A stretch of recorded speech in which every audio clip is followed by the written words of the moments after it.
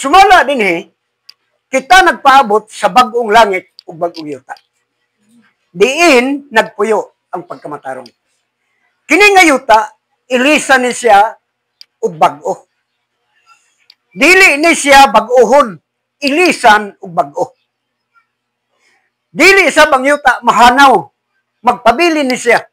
Apan matud pa tunawon sa kalayo. Magdilaab ang yuta.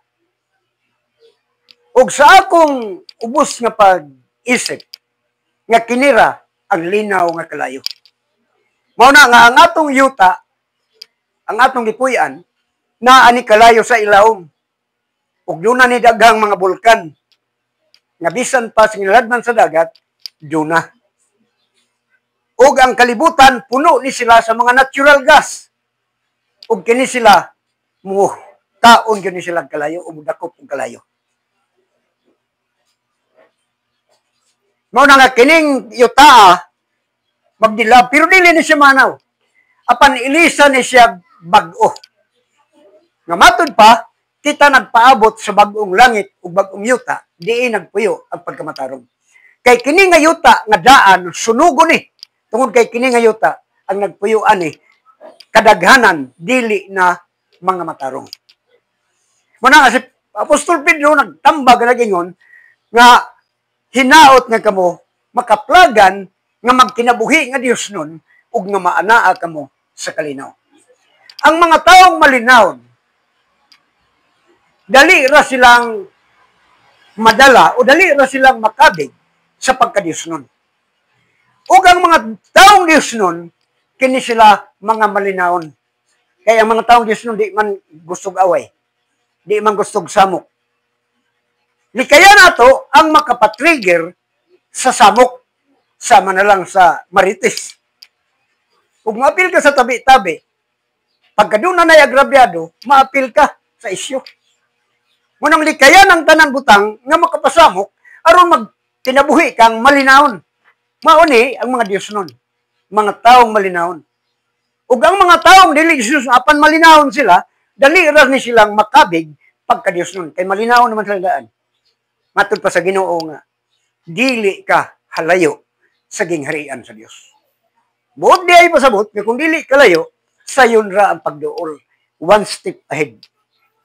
Okay. Ang tinuod nga Diyos nun. Una, ang tinuod nga Diyos nun, naa sa kamatuoran. Mao ni ang tinuod nga Diyos nun, naa sa kamatuoran. Huwag kapuslanan ang iyong pagka-Diyos nun kung wala ka sa kamatuoran. Kinahanglan nga naa ka sa kamatuoran. Tanaw na to ang sulat ni Pablo ngadto kang Tito. Kapitulo 1, versikulo 1.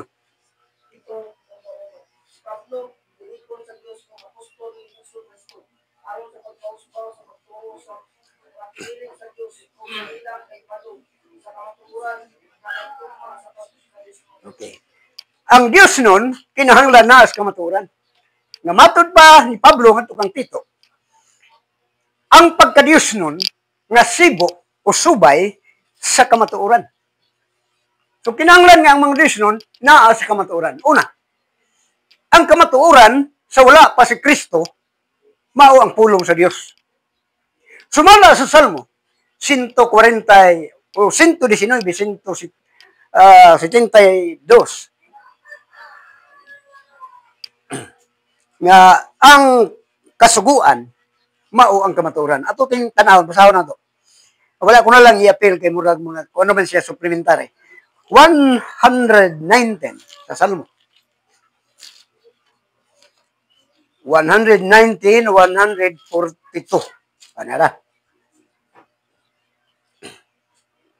142. Ang imong pagkamatarong, mao ang pagkamatarong nga walay katapusan. Ug ang imong kasuguan, mao ang kamatuoran. So unang-una, ang kamatuoran, mao ang kasuguan. So kinahanglan kung Diyos nun ka, kinahanglan ka magbantay sa kasuguan. Matod pa nila nga, huwag kapuslanan ang pagbantay kung dili tumanon. Ikaw nasayop ka. Busa man gani, imong bantayan, aron dili nimo malapas. Imong bantayan, aron dili ka makasala.